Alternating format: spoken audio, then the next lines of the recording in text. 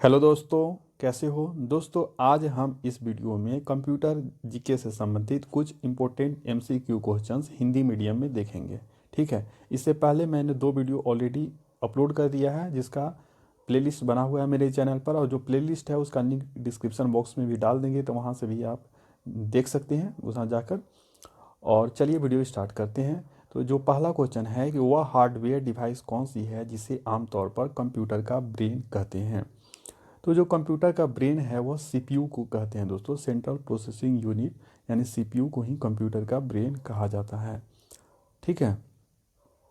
अगला क्वेश्चन है कि किसी प्रोग्राम में बग क्या होता है। बग बग जो एरर होता है, जैसे कंप्यूटर में प्रोग्रामिंग वगैरह लिखते हैं तो कुछ एरर आ जाती है, प्रोग्रामिंग लिखने में होती है, तो उसी जो एरर है उसी को बग कहते हैं। और जो बग को हटाने की प्रक्रिया रहती है उसे डिबगिंग कहते हैं ना, डिबगिंग। तो यहाँ पर ही बग क्या होता है, तो बग एक तरह का एरर होता है। ठीक है, एरर हो जाएगा। अगला जो क्वेश्चन है कि निम्नलिखित में से कौन सा कंप्यूटरों को टेलीफोन लाइन का प्रयोग करके डेटा अंतरित करने की अनुमति देता है। तो कंप्यूटर में टेलीफोन लाइन का उपयोग करके जो डेटा का यूज करते हैं इंटरनेट का, तो उसके लिए मोडेम यूज होता है दोस्तों। मोडेम मोडेम का फुल फॉर्म होता है मॉड्यूलेटर डी मॉड्यूलेटर। ठीक है, मोडेम का full form modulator D modulator. पहला सक्रियात्मक इलेक्ट्रॉनिक अंकीय कंप्यूटर कौन सा है। ठीक है, तो इसका आंसर हो जाएगा ENIAC। तो इसका फुल फॉर्म हो जाता है electronic numerical integrator and computer.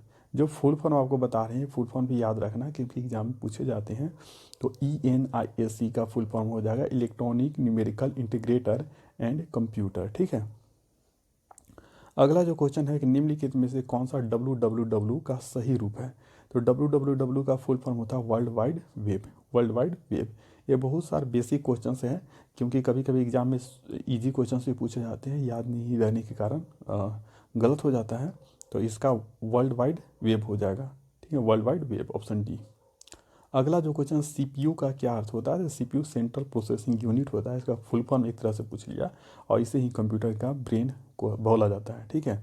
अगला जो क्वेश्चन है कि निम्नलिखित उत्पादों में से कौन सा उत्पाद पेंटियम ब्रांड नाम से बेचा जाता है। तो पेंटियम के नाम से mobile chip, computer computer chip या माइक्रो प्रोसेसर। तो पेंटियम ब्रांड नाम से माइक्रो प्रोसेसर बेचा जाता है। ठीक है, माइक्रो प्रोसेसर इसका आंसर हो जाएगा। WWW के आविष्कारक तथा संस्थापक हैं। तो WWW जो वर्ल्ड वाइड वेब है उसका आविष्कारक कौन है, तो टिम बर्नर्स ली ही हो जाएंगे। ठीक है। अगला है निम्नलिखित में से कौन सी सूचना प्रौद्योगिकी शब्दावली नहीं है, यानी इंफॉर्मेशन टेक्नोलॉजी मीनिंग में से कौन सा यूज नहीं होती है। तो साइबर स्पेस, अपलोड, प्रकाश भंडारण, मोडेम। तो मोडेम ही होता है, इंटरनेट वगैरह में होता है, अपलोडिंग डाउनलोडिंग, साइबर स्पेस, आज का साइबर सिक्योरिटी, ये सब आप सुन रहे होंगे। तो इंफॉर्मेशन टेक्नोलॉजी से रिलेटेड वर्ड है, लेकिन जो प्रकाश भंडारण है ये इससे संबंधित नहीं है। तो ऑप्शन सी है, यही हो जाएगा। अगला जो क्वेश्चन है कि पहले इलेक्ट्रॉनिक अंकीय कंप्यूटर में क्या था। जो पहला इलेक्ट्रॉनिक अंकीय कंप्यूटर था उसमें क्या था। ट्रांजिस्टर था, वॉल्व था, प्रोड स्मृति, अर्धचालक स्मृति।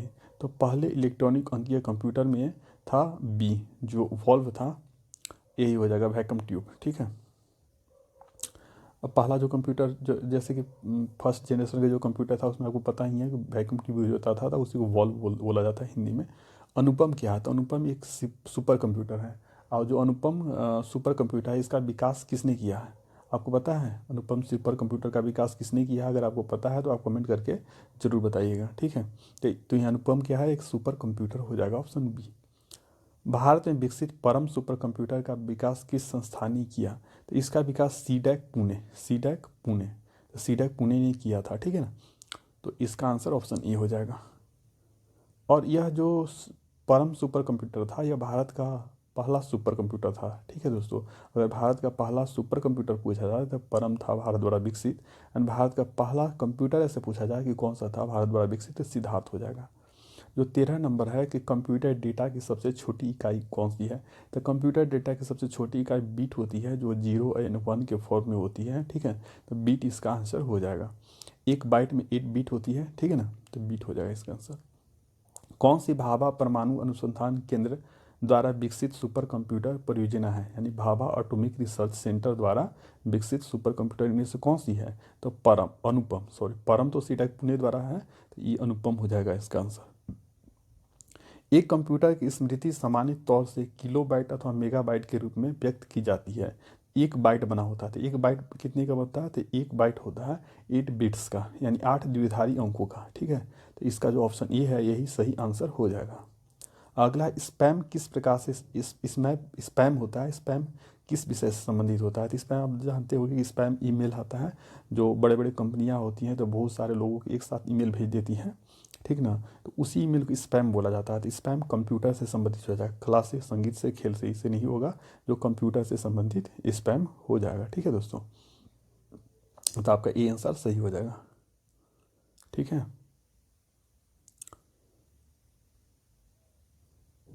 अगला जो क्वेश्चन है कि डेटा के प्रेषण की गति को मापने के लिए सामान्यतः प्रयुक्त यूनिट क्या है? तो डेटा को जो स्पीड है उसको मेजर करने के लिए बिट्स पर सेकेंड, बिट्स प्रति सेकेंड हो जाएगा इसका ऑप्शन सी। ठीक है, इंस्ट्रक्शन को उस समूह को क्या कहते हैं जो कंप्यूटर को बताता है कि क्या करना है? ठीक है ना, तो इंस्ट्रक्शन के उस समूह को प्रोग्राम बोलते हैं दोस्तों। क्या बोलते हैं? प्रोग्राम। ठीक है, तो ये जो आपका ऑप्शन है, ये ऑप्शन डी, ये आपका सही हो जाएगा। जैसे कि आपका इंस्ट्रक्शन होता है, इंस्ट्रक्शन से बहुत सारे इंस्ट्रक्शन को मिलाकर प्रोग्राम बनाते हैं, अब बहुत सारे प्रोग्राम है वो सब मिलकर सॉफ्टवेयर बनता है, सॉफ्टवेयर। ठीक है, डी। ठीक है,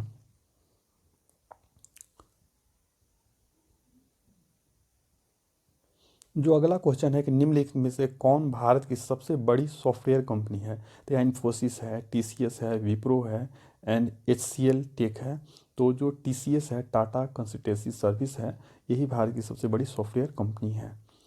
जब कोई कंप्यूटर कोई क्रमादेश लागू करता है तो वह क्रमादेश कहाँ पर अटक जाता है?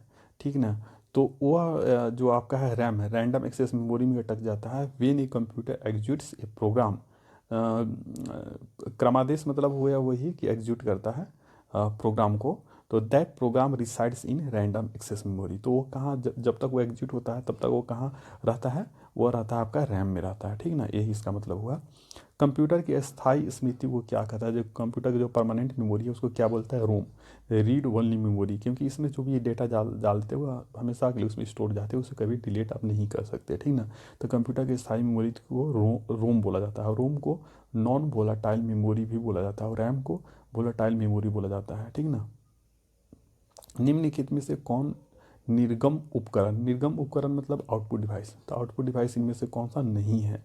तो इंजेक्ट मुद्रक, इंजेक्ट प्रिंटर मतलब हो गया, प्लॉटर, प्रकाशित लक्षण अभिज्ञता और स्पीकर। तो स्पीकर आपको जानते ही वो आउटपुट डिवाइस है, प्लॉटर भी है, और जो इंजेक्ट प्रिंटर है वो भी आउटपुट डिवाइस है। तो प्रकाशित लक्षण अभिज्ञता है, यही आपका ऑप्शन सी हो जाएगा। पहली कंप्यूटर भाषा कौन सी विकसित की गई थी? यानी सबसे पहले जो कंप्यूटर भाषा विकसित की गई थी तो वो कौन सी? कोबॉल, बेसिक, फोर्ट्रॉन या पास्कल? तो ऑप्शन सी है जो फोर्ट्रेन है वही हो जाएगा। फोर्ट्रेन का फुल फॉर्म होता है फार्मूला ट्रांसलेशन, और इसका यूज बिजनेस वगैरह में होता है, बिजनेस व्यवसायिक कार्य में होता है। ये पूछा जाता है कि फोर्ट्रेन, नहीं, फोर्ट्रेन का यूज साइंटिफिक पर्पस के लिए किया जाता है। जो फोर्ट्रेन है प्रोग्रामिंग लैंग्वेज, इसका साइंटिफिक पर्पस में किया जाता है, वैज्ञानिक कार्य में। और जो कोबॉल है ना, कॉमन बिजनेस ओरिएंटेड लैंग्वेज, तो इसका व्यवसायिक कार्य में यूज होता है। ठीक है, कंप्यूटर के लिए आईसी चिप आमतौर पर बनाए जाते हैं, तो आईसी चिप बनते हैं वो सिलिकॉन और जर्मेनियम के बनते हैं। तो यहाँ जो ऑप्शन है उसके अनुसार सिलिकॉन हो जाते हैं, वैसे भी ज़्यादातर सिलिकॉन के ही बनते हैं। ठीक है, निम्न में से कौन सा सीआरटी, सीआरटी का full form cathode ray tube होता है, तो सीआरटी का हिस्सा कौन सा नहीं है? फॉस्फर, प्रपट, छाया आच्छद, इलेक्ट्रॉन गन और गैस प्लाज्मा। तो जो गैस प्लाज्मा है यही इसका आंसर हो जाएगा। लेजर प्रिंटर में निम्नलिखित में से कौन सा एक लेजर प्रकार प्रयुक्त होता है? तो यहाँ पर डाई लेजर, गैस लेजर, अर्धचालक लेजर और उत्तेजवी लेजर 1। तो यहाँ पर अर्धचालक लेजर इसका आंसर हो जाएगा। पहला कंप्यूटर किसने बनाया था? तो ये सभी आपको पता होगा, जो इसका आंसर चार्ल्स बेबेज हो जाएगा, कि चार्ल्स बेबेज को ही कंप्यूटर का पिता बोला जाता है, फादर ऑफ कंप्यूटर। आधुनिक कंप्यूटरों का लघु रूपकरण संभव हो सका निम्न के प्रयोग से। तो जो आईसी चिप होता है, आईसी चिप के कारण ही कंप्यूटर का छोटा रूप हो सकता है, क्योंकि पहले जो वैक्यूम ट्यूब यूज होता था तो कंप्यूटर बहुत बड़े बड़े होते थे। उसके बाद ट्रांजिस्टर यूज होने लगा तो उसके बाद थोड़ा और साइज कम हुआ। अब आईसी चिप होने से कंप्यूटर का साइज बहुत कम हो गया। ठीक है, अब तो micro processor and VLSI use होता है। आईसी चिपों का निर्माण किया जाता है तो ये आपका सेमीकंडक्टर, जो सिलिकॉन और जर्मेनियम वो सेमीकंडक्टर ही होते हैं। ठीक है, आज का सबसे अधिक प्रयोग होने वाली इनपुट डिवाइस यानी निवेश युक्ति कौन सी है? तो ट्रैक बॉल, स्कैनर, माउस, और चौथा इनमें से कोई नहीं। तो माउस, माउस सबसे ज़्यादा यूज होता है, माउस एंड कीबोर्ड। कीबोर्ड से भी ज़्यादा माउस ही लोग यूज करते हैं। ठीक है, जो पद एम बी है, एम बी का प्रयोग किया जाता है तो एम बी मेगा बाइट के लिए। ठीक है ना, स्मॉल एम बी रहता तो मेगा बिट्स हो जाता, लेकिन कैपिटल है तो मेगा बाइट हो जाएगा। मूल निवेश निर्गम प्रणाली, basic input output system computer में विद्यमान रहती है। तो यहाँ पर जो ऑप्शन है कि basic input output system computer में विद्यमान रहती है, तो ऑप्शन रैंडम एक्सेस मेमोरी में। ठीक है ना, मूल निवेश निर्गम प्रणाली, तो बेसिक इनपुट आउटपुट सिस्टम कहाँ रहती है स्टोर? तो रैंडम एक्सेस मेमोरी में, रैम में।